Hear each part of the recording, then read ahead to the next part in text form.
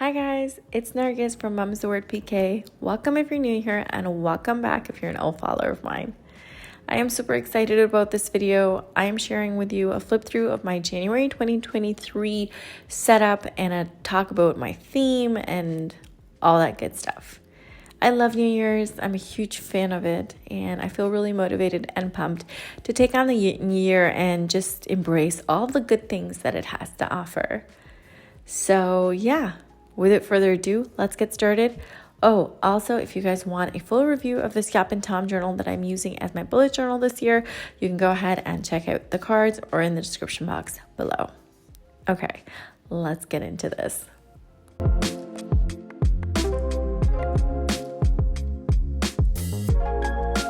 Okay, so my theme for January 2023 is fireworks.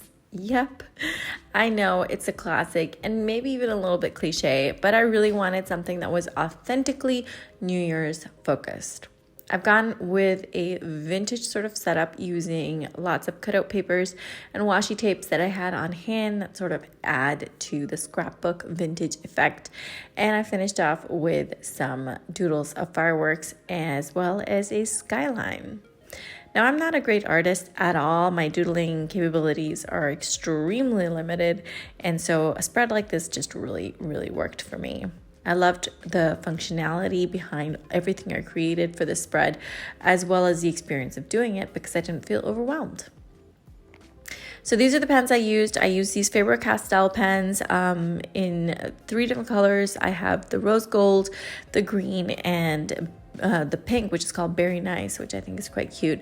And that's what I've used basically for my headers as well as for my fireworks throughout the theme. So I like that that's sort of kept that consistency alive as well. The stickers from IKEA, it's a label actually, and I'm just using it as my headers this year, and why the heck not, right? So I went ahead and I finished off the page by adding a cluster of stars with stamps. I used this set that I had gotten from Daraz. It's a space planet stamp set, and there was a cluster of stars in there that I just thought really went with the theme. You know, fireworks, stars, lighting up the sky, you know, all that sort of stuff, and it follows. So I just used a regular black ink pad and just added these things in the white spaces. I feel like it really sort of pulled the look together and streamlined the direction of the theme, which can be hard when you're sort of scrapbooking, etc. Okay, we're getting into the month at a glance now.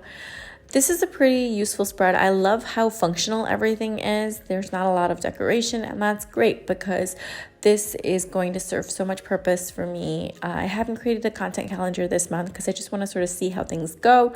So here I'll be recording content. I'll be recording the kids' events and play dates and activities. I'll be recording any social events that I have, things I have to do, just generally.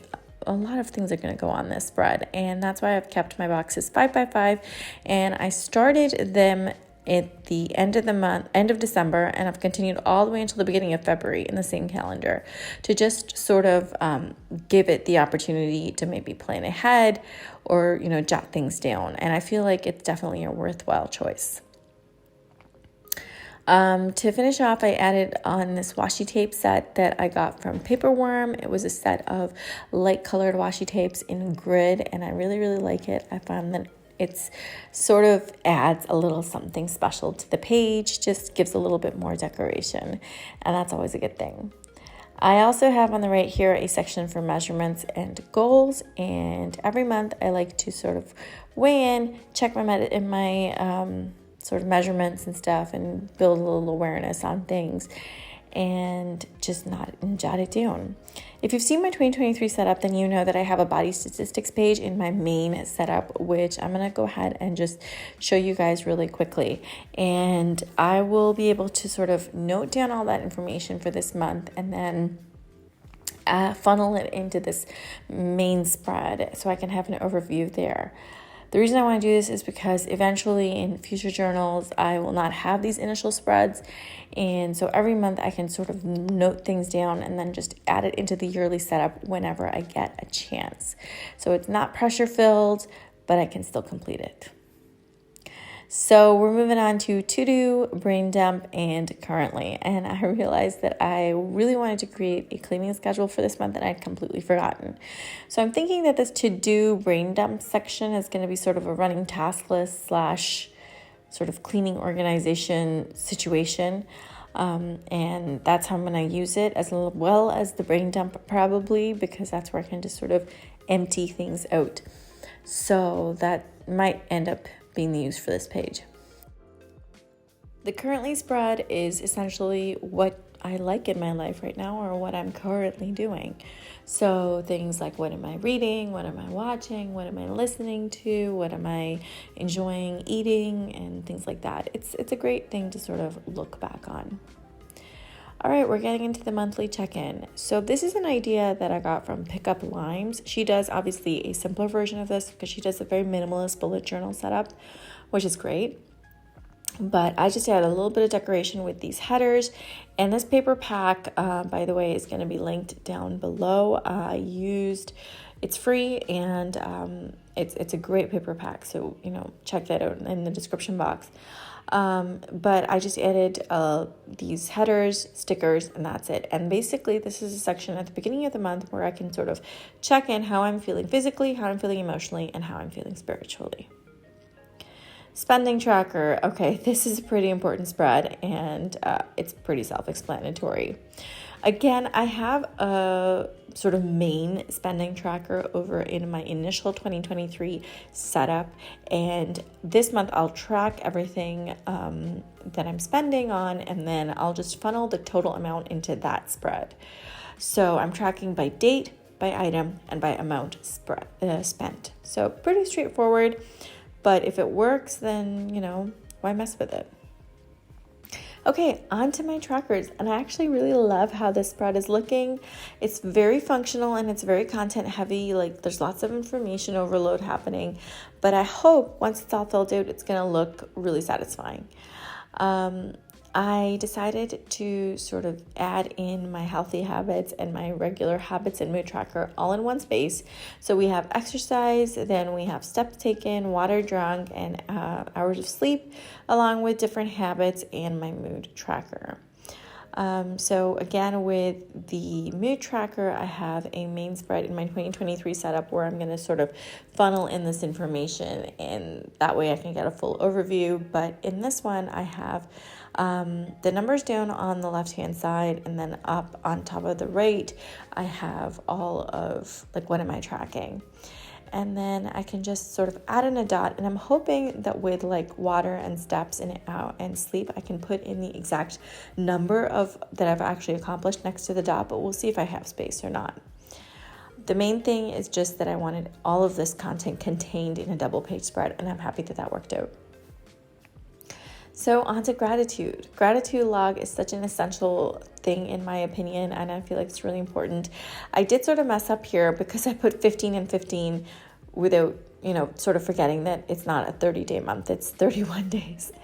But yeah, I just jot down things that I'm grateful for at the end of the day. Okay, finally, we're on to the weekly setup and spread. So this is inspired by Simple BUJOS, and I started using this setup around this setup design around the end of last year. I'm going to go ahead and link her down below. She's over on Instagram, and she's absolutely incredible. Very functional and minimalist bullet journal spreads that are incredibly useful. So you have the day of let's start from the top. So we have our high priority, our mid priority, and our low priority for the week. Then we have our days of the week along the side with an event, meals, workout, and tasks. And this is essentially what Simple BUJOS had created, and I just went ahead and I added on the right-hand page to serve me better. So in my main meals section in the actual weekly overview, I'm jotting down everything that I'm cooking for the household because I live in a joint family system. Then on the right-hand side, this top part is for my meals, and then the bottom part is for kids' school snacks or any other extra things that I want to make that are specifically catering to them. I felt like there's so much constant cooking happening and serving so many different people in my household that having these 3 different sections really is going to serve me well, as it helps me sort of organize things according to everyone's dietary needs and requirements. And that's it. Now we're on to the empty pages, which are going to be used for my daily logging. I will be rapid logging this year, and I am extremely excited to get back into it because I really missed rapid logging. If you don't know what that is, then please go ahead and Google it. It's a huge part of the bullet journal method. Okay, so we're flipping back now, and I really hope that you guys enjoyed this setup. It is not very decoration heavy because I cannot draw for the life of me. I can just do the basics, and I just wanted to keep it super simple, not have to spend ages putting this together.